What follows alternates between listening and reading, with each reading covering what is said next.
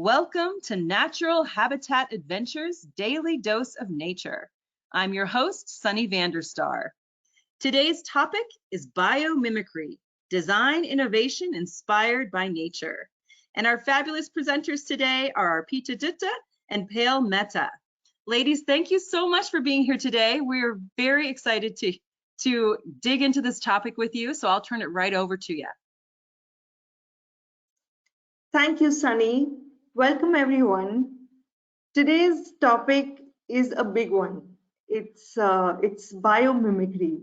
It's amazing for us to presenting on this topic, especially because even we are only just starting to discover this subject.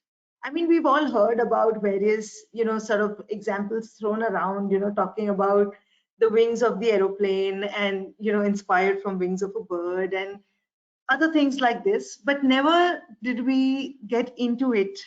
So we would like to start this presentation by saying we are not experts, far from being experts on this subject, but this is just something that has fascinated us. In fact, when Arpita told me that, hey, come on, let's do a presentation on a webinar on biomimicry, I was like, no, I know nothing about it. And she's like, yeah, that's why. And I'm so glad I gave in. And here we are speaking about a topic where us progressive human beings have gone on and take pride in development and progress. And this journey has got us right around a complete U-turn where we have started looking right over our heads into the sky and under our feet, at all these creatures that are around us of nature and learning from them to, progress in the same journey of development and innovation. So with that, a quick introduction. I am Payal and I've been an expedition leader with NatHab since 2014. I guide in Nepal, Bhutan, India and Sri Lanka. Looking forward to getting back onto it. And with me, I have Arpita. Hi everyone. All of you are very much welcome to this webinar. And this is Arpita. I've been guiding with NatHab since 2018, doing India, Nepal, and Bhutan. And today, our topic, as Payal already said, that we are not even close to an expert or we have good hold on this subject, but it inspired me so much that I thought that which could be the better platform to share our thoughts which are mingling inside our brain and to present here.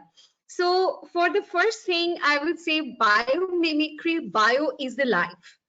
And when we talk about life is the nature, that whatever we are like looking at, observing at from the nature, we are learning and we are executing the same and planning in the way where we can come up with a sustainable process to get into our regular system, like solving our problems through something which nature has designed and has been doing the same thing for over and over, like more than 3.8 billion years back, what we can see. So there are a few levels of biomimicry. There are different ways what we can focus on. But three terms we can talk about is the organism level. That means the creatures, how they are acting, how the creatures have formed, their cycle, their life cycle, their habitat, how they are evolving themselves to adjust with every change the nature is throwing onto them. And next is the behavioral level. Like we are mimicking or we are trying to develop the kind of technology by looking at their behavior and the ecosystem. So in an ecosystem, that means there would be a lot of creatures, a biome, right? And there would be prey, predator, there would be water, land, everything, starting from a very small creature to a big animal, let's say the whale. All are connected to each other. And this connection and to overall thing comes to this ecosystem level. So in the next slide, we can, we can think that how we can do it. I mean, all scientists, the big who are already giving on all calculations, mathematics, physics, biology, and chemistry, every power of subject they do have. But you know what? The biomimicry we are going to talk about came from very simple observations. And that what made me more excited and I into it.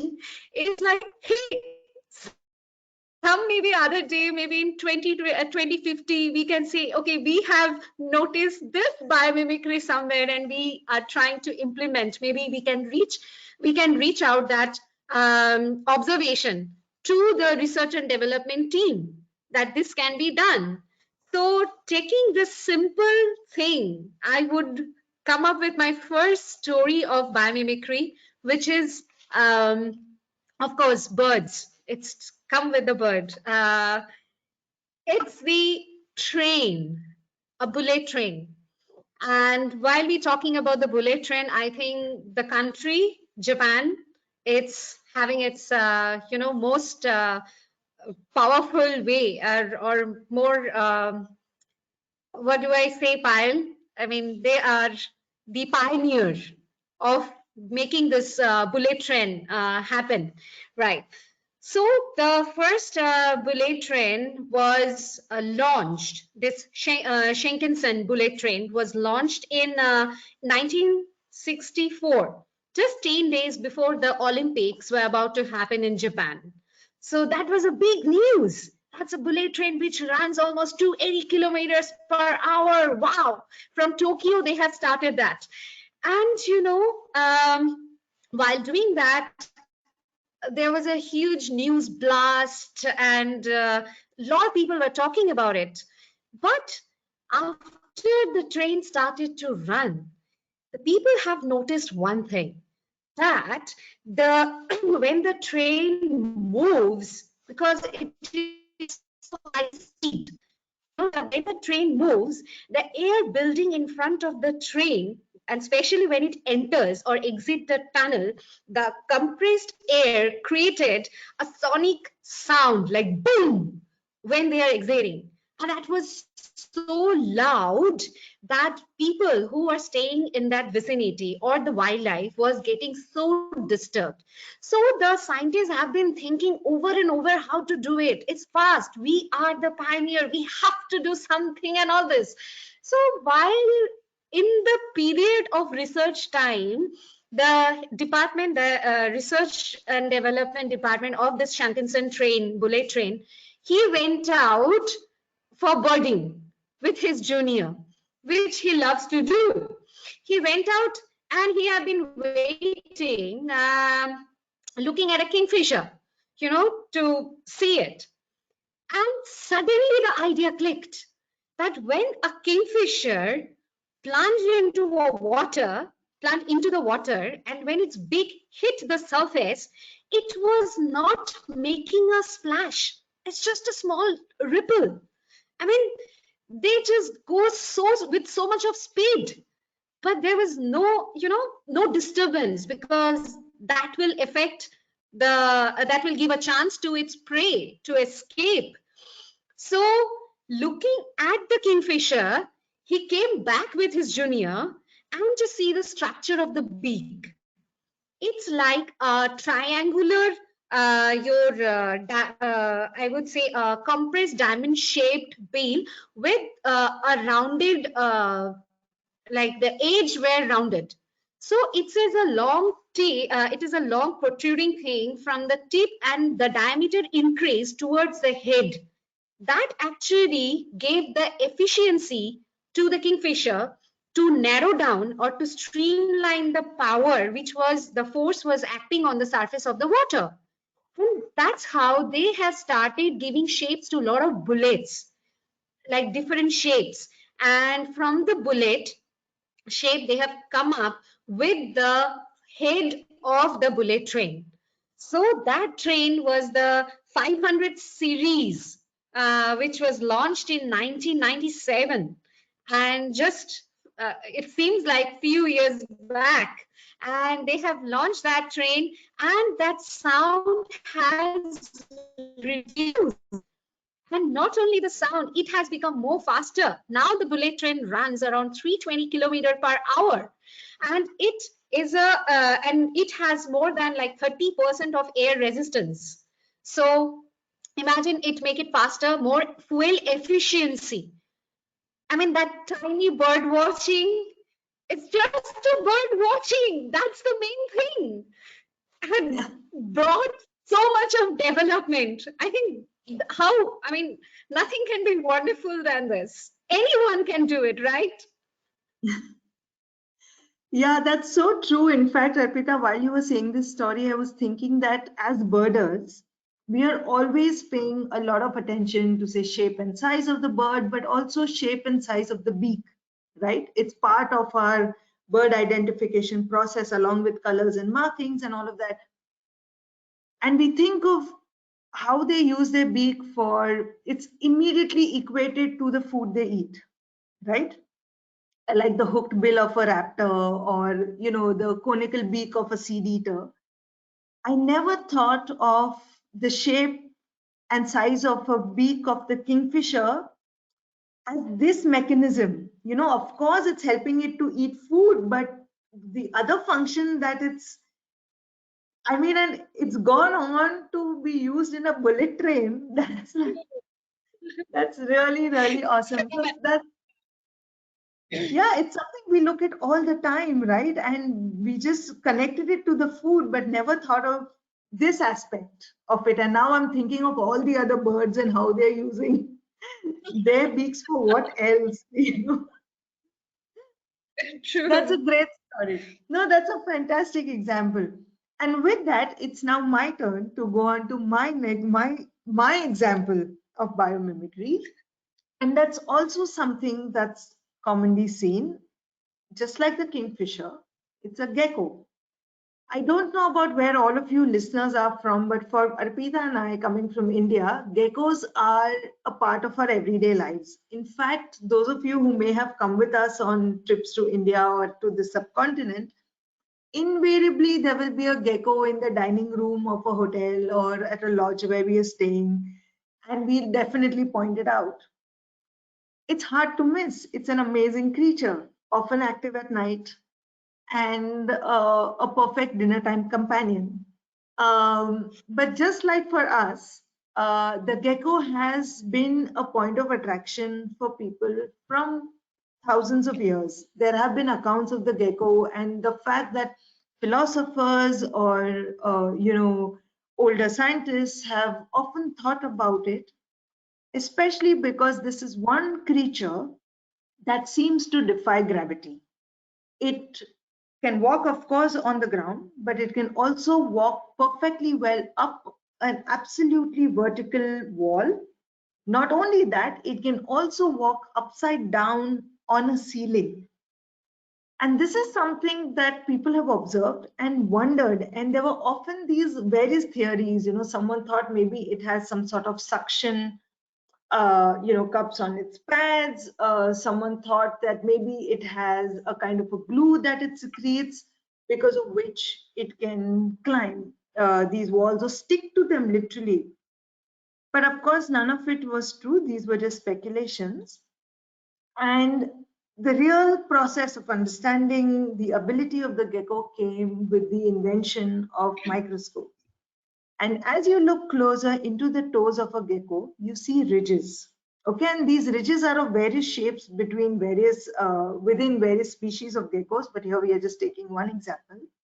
And with the betterment of the microscope technology, we saw that these ridges are actually entirely covered with thousands, millions of hair.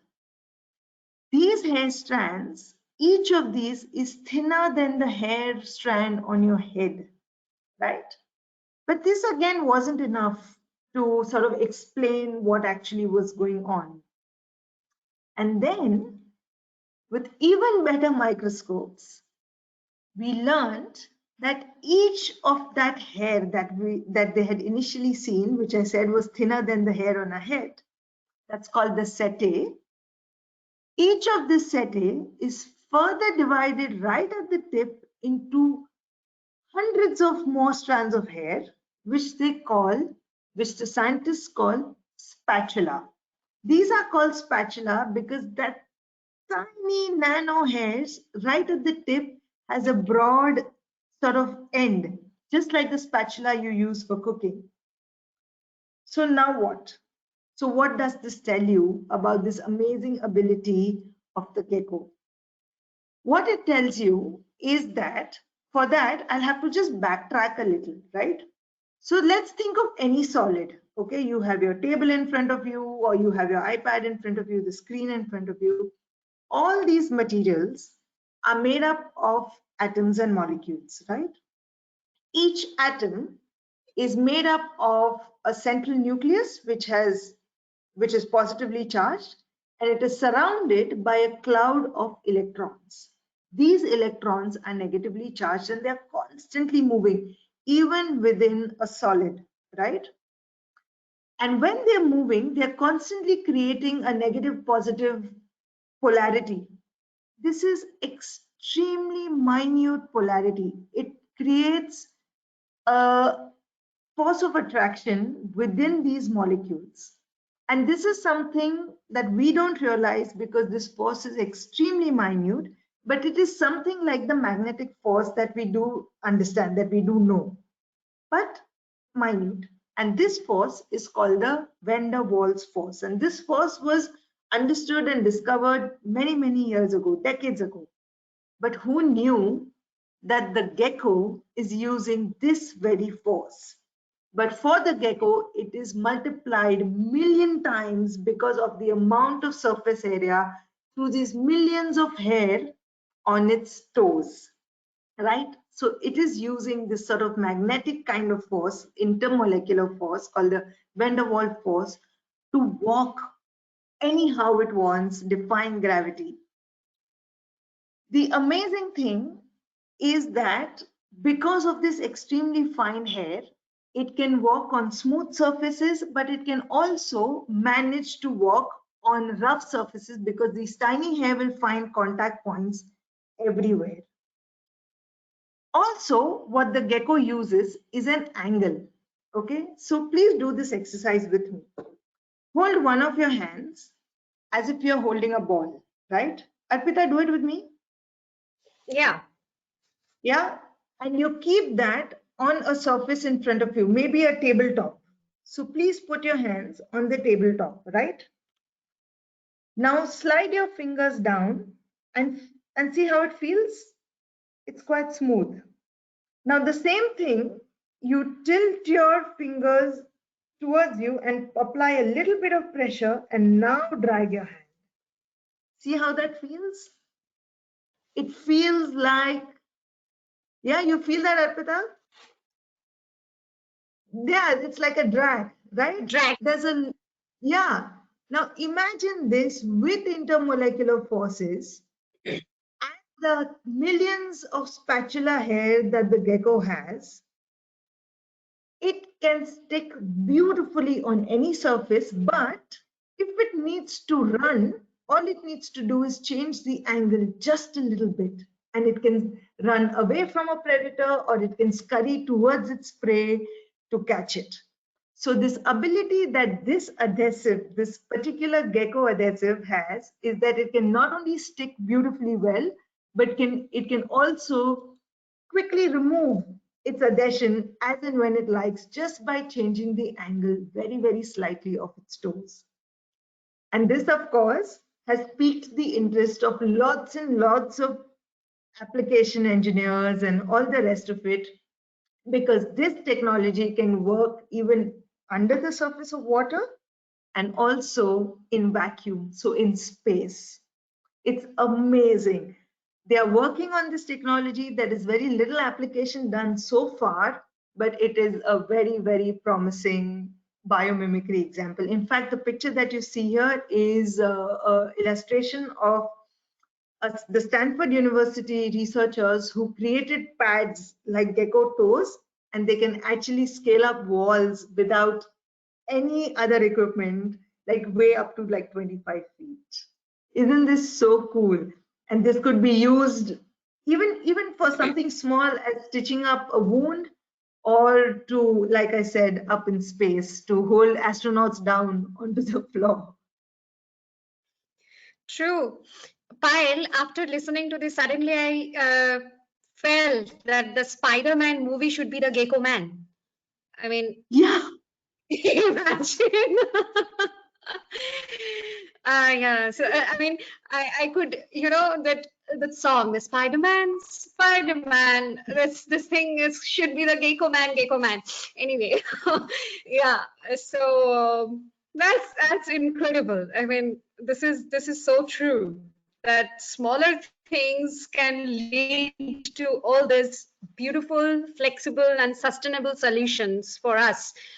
Talking about sustainable solution, I would say I need to get back to again 1990s with Dr. Alfred Mayer Buber. I mean, I don't know how I spell the name because he's a German attorney who has interest in science and birds. And while having that, he read an article in the magazine about the orb weaver spider and their use of stabilimenta. Stabilimenta means which are the UV reflector thread. So we know the orb weaver spider are common worldwide. They build their distinctive web using the strands of silk with UV reflective properties. They have. But while reading this article, of course, he has, because he takes interest in nature, so he might have seen a lot of orb weaver spiders. But after reading the article, he ran to one of his friends. Not one of his friends, very good friend, who is your Arnold Glass owner, Hans Josef Arnold. He ran to him and show him the article. That, hey, buddy, this glass can be created because there is so much of collision of bird in flight, right? So to reduce bird mortality in window strike, I think this is the best process. And the young, motivated glass manufacturer, he came up with this biological phenomenon and agreed to process this whole project. And it's something has to do that which bird can see. So bird can see UV lights, which is invisible to human eye. And to make his company apart from the competition of glass manufacturer, he took up this project. And the motto of the company changed to Dinge Andersson. Still, I don't know whether I pronounce it rightly, which means doing things differently. So imagine this thing. So Arnold Glasshead, whose name is Christian, and he held this whole technical development of the Ornilux. Orni, we use the word for bird. So Ornilux was the first product they were started to come up with. So with Arnold Glass, they come with their sister company, which is Archon. They are the low-end solar coating architectural glass. They make that. So they came together to develop like a panel of two glass shades together, which would be coated in UV lights. And with so much of research and development, they have come up with another the quotation. They would be the UV light coated, and the inner layer would be absorbing the UV light. So that will give a better intense reflector capability, or how you say it. So the first model was developed in 2001, which is Ornilux SB1, which have been used in many buildings. They have initiated that, but then 3 years later, they came up with another idea, which comes to our childhood game, like pick up the sticks, Mikado. Did you play, Payal? Yes, You a did? lot. Yeah, that was one of the game which my mother is, gave it to me, and she can get rid of me for a few moments. Exactly. So exactly. So that was the thing. So this Mikado came along because it doesn't have a very geographical patterns, like how the lines and shapes. So it is a very scattered one, just like the spider webs. So this Ornilux Mikado was come up game, and had lines in UV rays. I mean, UV coated lines were there. So through a bird's eye view, it was like a spider web rather than just one box altogether coated in UV, like UV coated thing. And while doing that, they have come up with so many different taste. Like they have taken with different bird species, they have taken almost 1384 flight taste, keeping one Ornilux Mikado and a simple glass. So the birds always try to flew onto the other glass rather than the UV coated one. But of course, there were a net in between so that the birds don't hit the glass. So this how it was more efficient. And this whole process happened to 2003 to 2010. And the first thing which they come across is the bronze zoo, and also they come up with the other zoo, and that's a polar bear enclosure. This Mikado, the Ornilux Mikado, has been installed, which is very much invisible and very clear to human eye, but very much waved for the bird's eye view. And also the pelican house in that zoo. That's how it all has started. Then I think this process have been installed in many skyscraper buildings in USA, and they are the first one to do it. Then many European buildings have come up with, and it has been tasted that more than thousands of collision on in other parts where there are a lot of flying, like the birds are going off in a group. So that was an incredible, I think, to come up with this idea to save them. It is incredible. What a simple solution and so effective. We are using ideas from nature to save nature. That's amazing.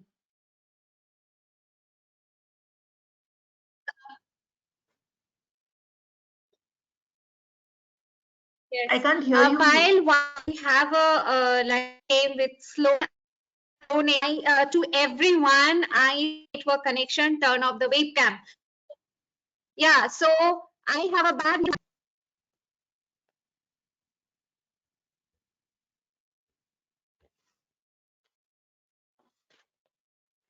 Okay, Arpita, that's fine. Are you there though?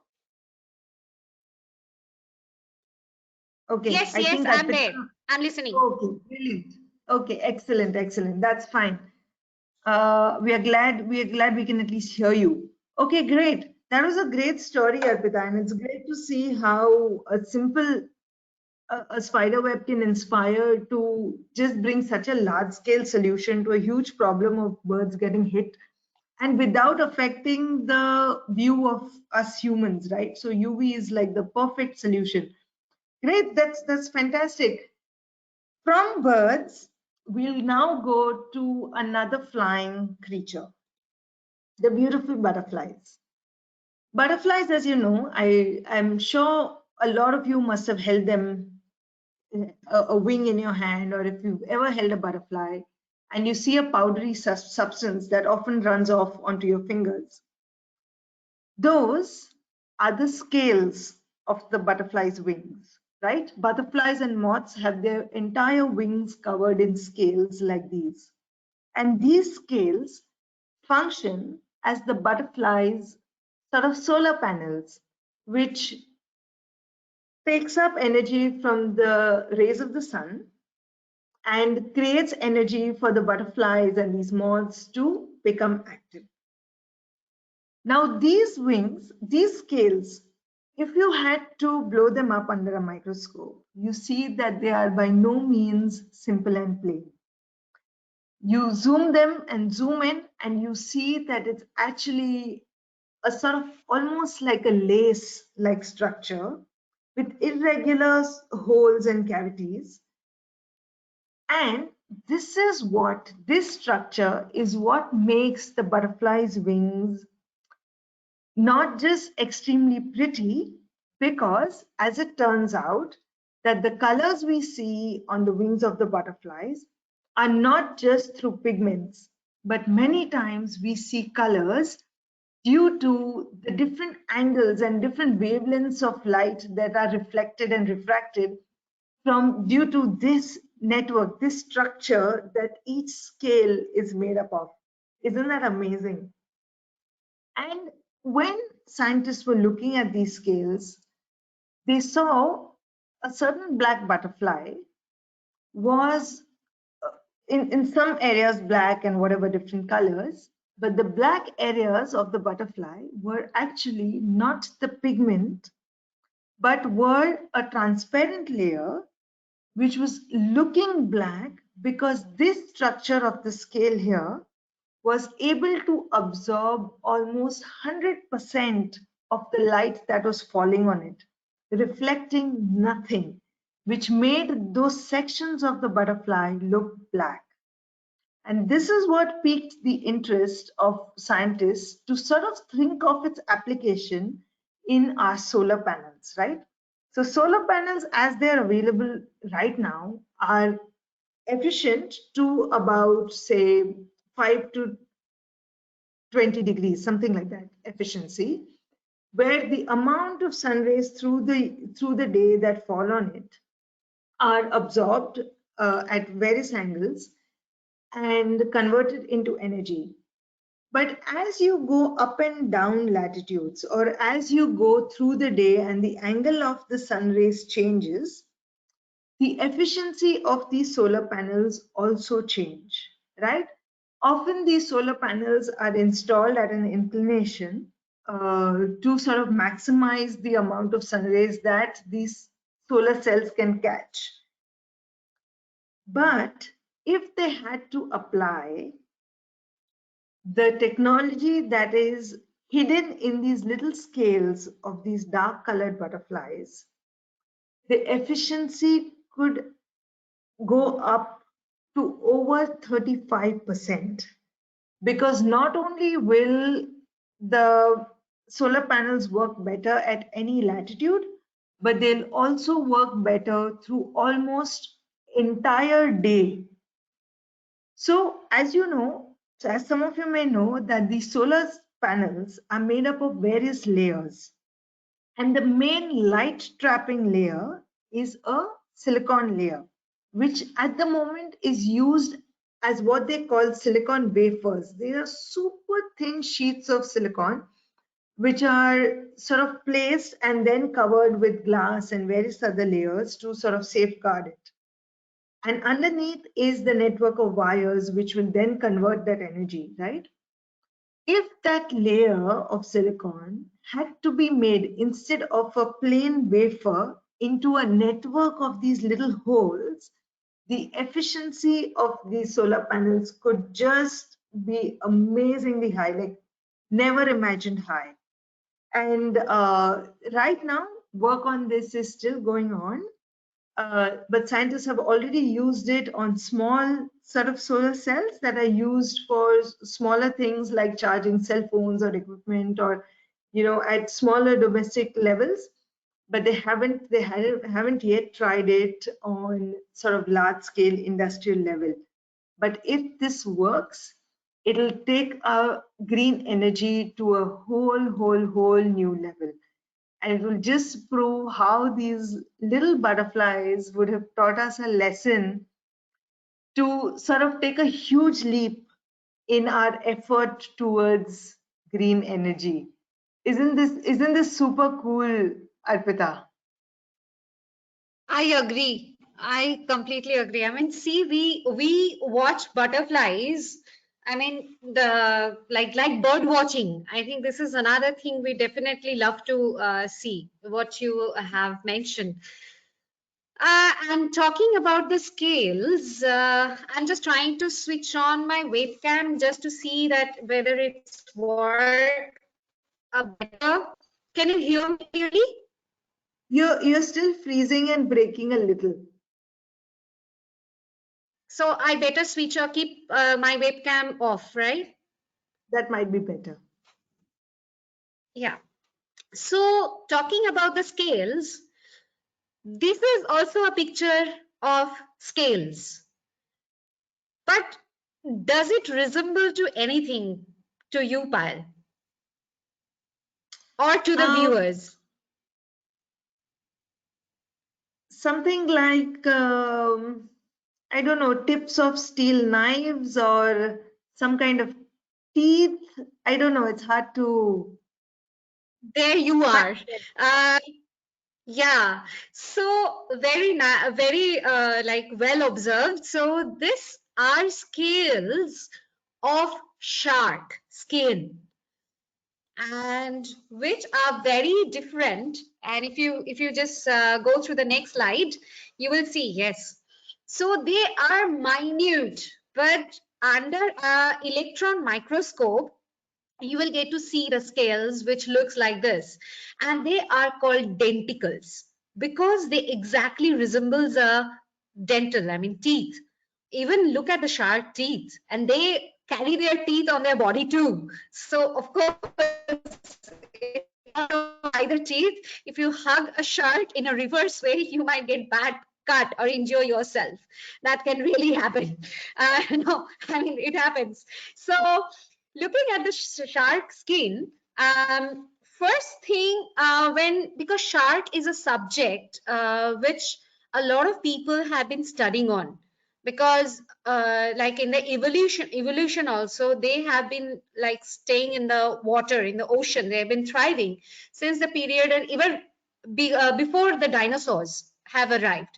So studying them can come up with so many knowledge of the prehistoric stuff they have. While doing that, it has been seen that shark skin doesn't have much bacteria. Rather, with the same like other animals in the sea, like whales, we see whales with so many barnacles, manatee with so much of algae growing on them, and of course the vessels which runs in the water like submarines and stuff, they do have so much of seaweeds, algae, barnacles.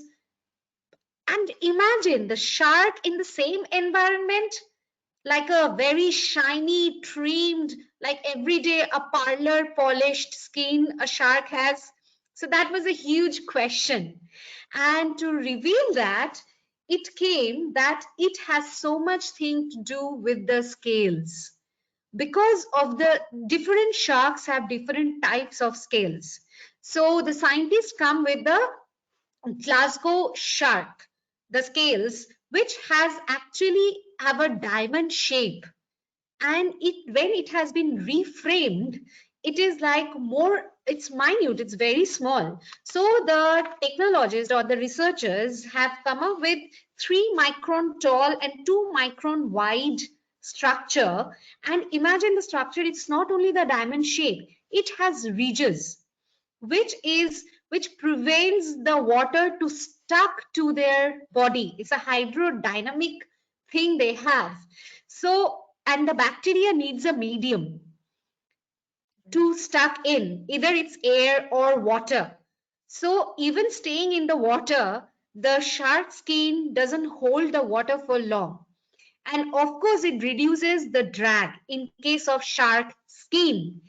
And with that, the company Sharklet has come up with so much of ideas. And Dr. Anthony Berman, he's the founder of Sharklet.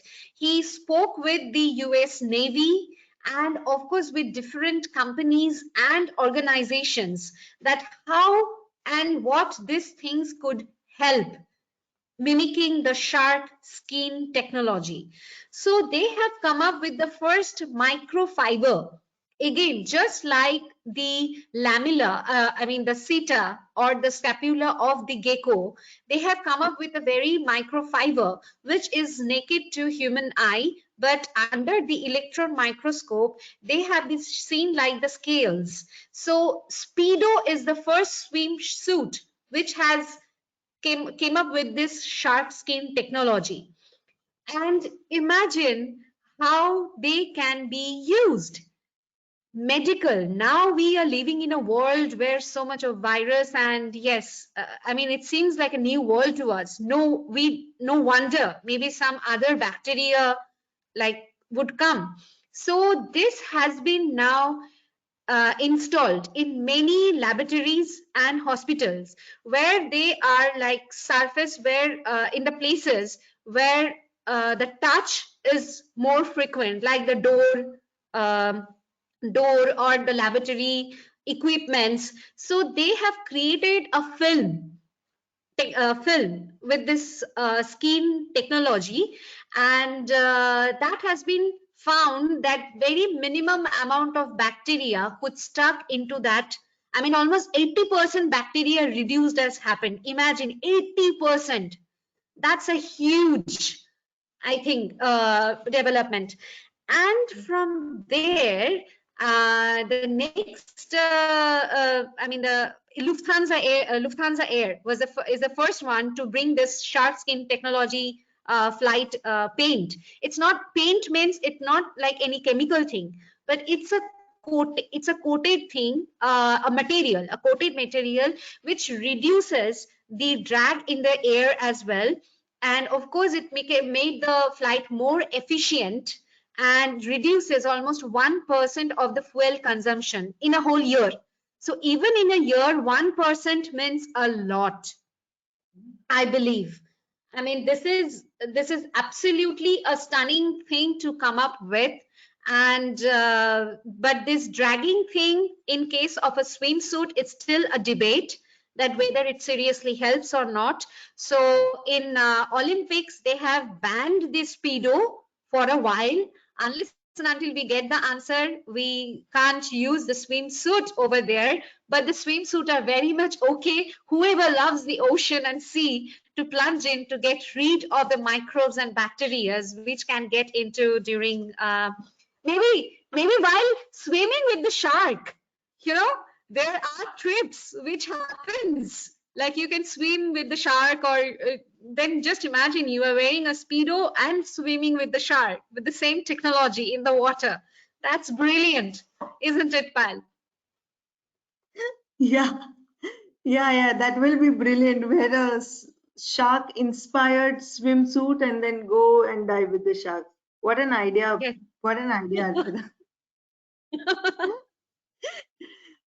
But now that you took us to the ocean, Arpita, and it is really quite fascinating to see how these little bits of adaptations and evolution in the millions of years of evolution of these creatures, these minute little things that we can't even see with our naked eye, are True. doing so much work for these creatures to live successfully, efficiently. Because imagine saving 1% fuel in our world, of the human world. Imagine how much it helps the shark to swim efficiently in water. It's such a great feature to have on your body. It's amazing. And just like that is our next example of biomimicry. And here again, we are looking in front of you in the photograph here. We have the humpback whale. The humpback whale, this creature, which again, I'm sure some of you may have seen, or at least we know of, is a huge creature, right? It's like a size of a bus, right? And this creature has an amazing agility in water, right? Not only can it spin, it can take sharp turns, it can literally go upside down within seconds. And this is like a huge, heavy animal that's being able to do all of this. So of course, it's amazingly aerodynamic, or hydrodynamic, I must say. Um, like your example, Arpita, like the shark, but of course at a larger scale. So this story of biomimicry actually starts in a souvenir shop, right? Where a scientist, an engineer by the name of Dr. Frank Fish, actually goes to a souvenir shop and he's walking around and he sees a sculpture of a humpback whale. The picture here is not the real sculpture that he saw, but this is just a representation. And he saw the sculpture and he looked at it for a moment and he said, looking at the fin of the humpback whale here, he saw these protrusions which are called tubercles. And he looked at these tubercles and he said, hey, this doesn't seem right. So he actually speaks to the shopkeeper and he says, there seems to be an inaccuracy in the sculpture. These bumps, these tubercles, maybe in real life are only in the trailing edge of the fin and not on the leading edge of the fin. As it turns out, the shopkeeper said he knew the person who made the sculpture, and that person, the artist, is very well known for his biological accuracy in his sculptures. So he said it can't be a mistake. He was pretty sure about it. And this certainty made Dr. Fish go back and check. And it turns out that the humpback whale does indeed have tubercles in the leading edge of the fin. Now, in this world of aerodynamics, where human beings have achieved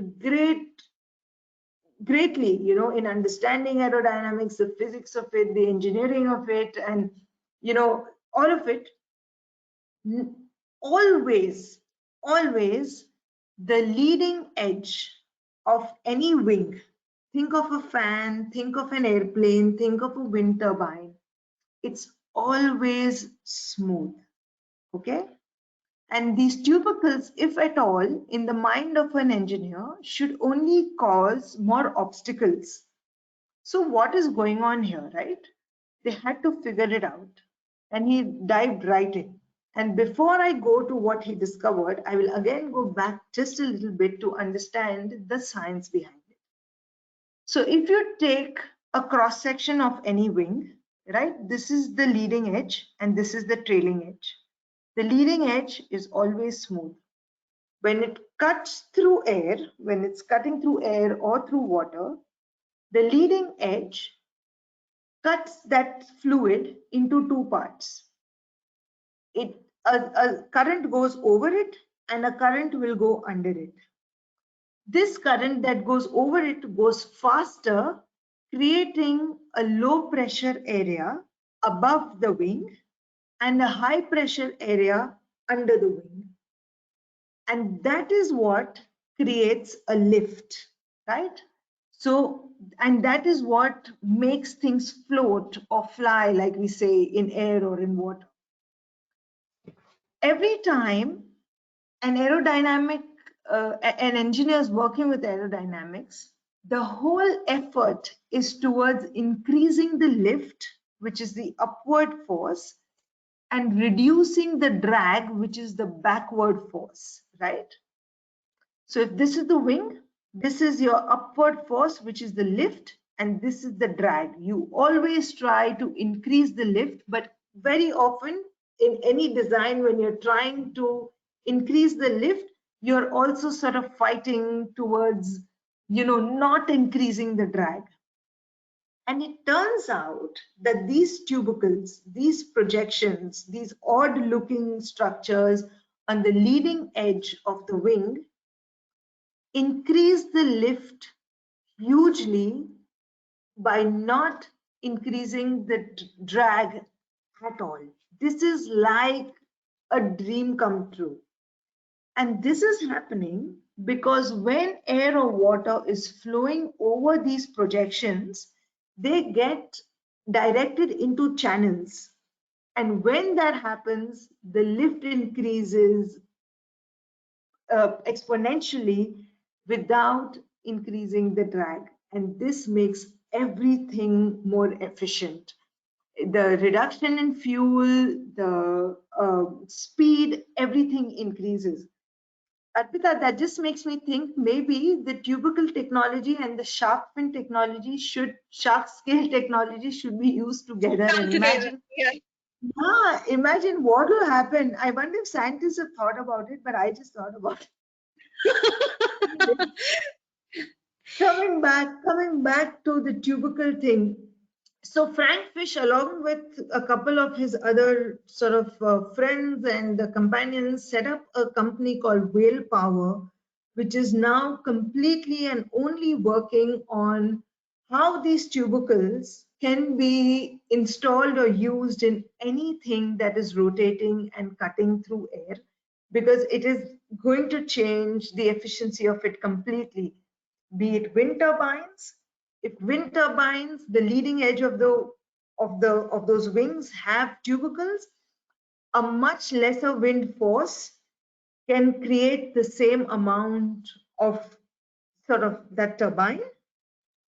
Similarly, in those large industrial level fans or those little propellers that are used in motorboats, all of these things can function at a much better efficiency with much less power. These fans, for example, if you had a big industrial hall or a factory that was using these cooling fans, say if you need 5 of them, you'd probably need just 4 of these fans, and you can run them at half the speed and achieve the same amount of wind velocity and cooling in that area just by retrofitting these little tubercles on those fans. Just imagine, that's how efficient this tubercle technology is, and they're just sort of starting to explore it since the last decade, and I'm just imagining how far and how wide it can go. So cool. So Payal, yes, after so much of technology, which has so much of physics, mathematics, aerodynamics, lift, thrust, drag. I mean, this whole field of physics is now getting tangent over my head. So I would like to conclude with a very simple story, and very nice story, of course, because a dog is involved in this invention. So I would say about, like, we being a nature's distinct creature, we also love to stay in and around the field like the other animals do.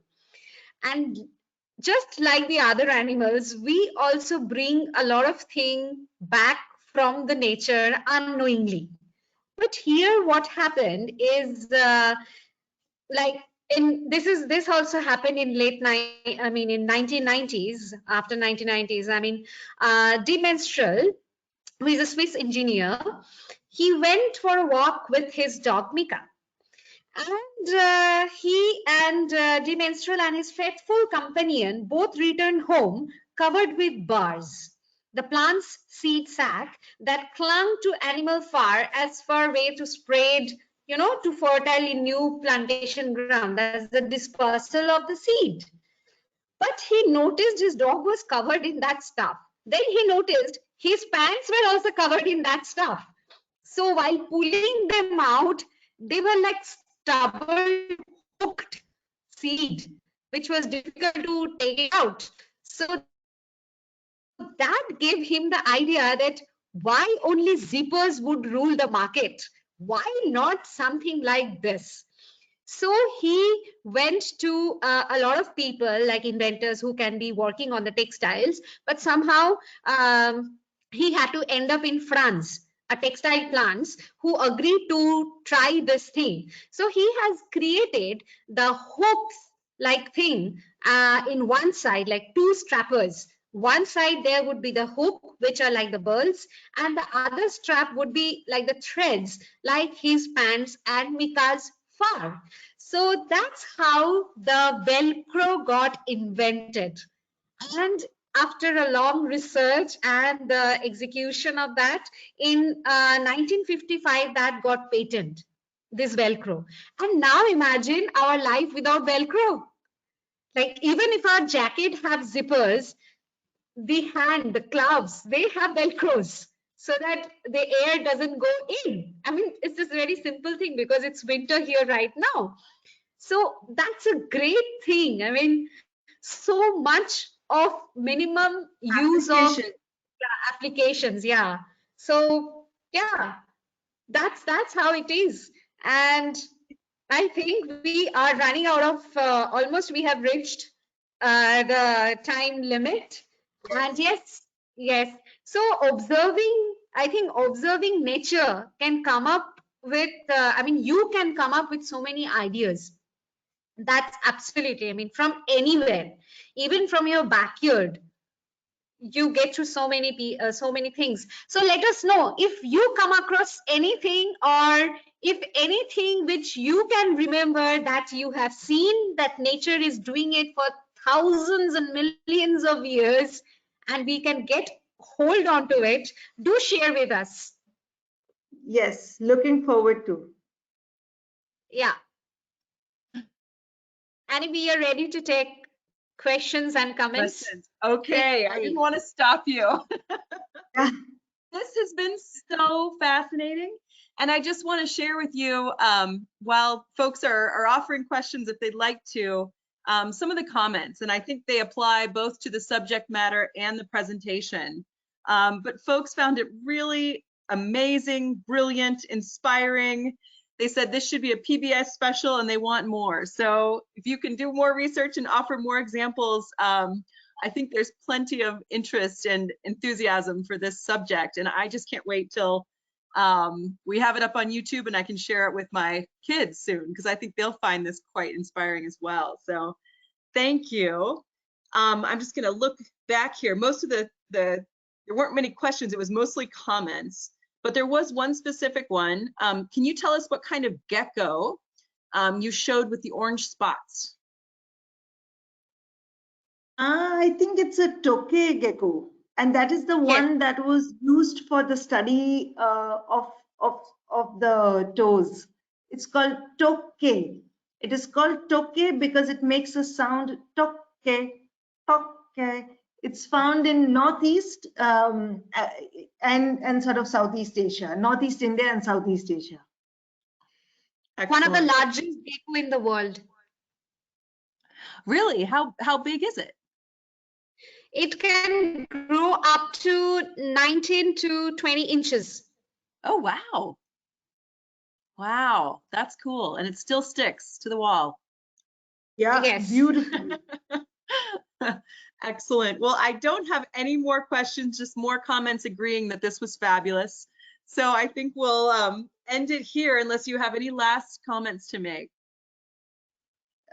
I just want to thank everybody, and I'm sure Arpita also, that we were nervous to present topics that we don't know very well, but we are so happy that you enjoyed it as much as we enjoyed learning about it and presenting it. So thank you everyone, and thank you Sunny as usual for doing such an amazing job and having our backs with the entire technical support that you do.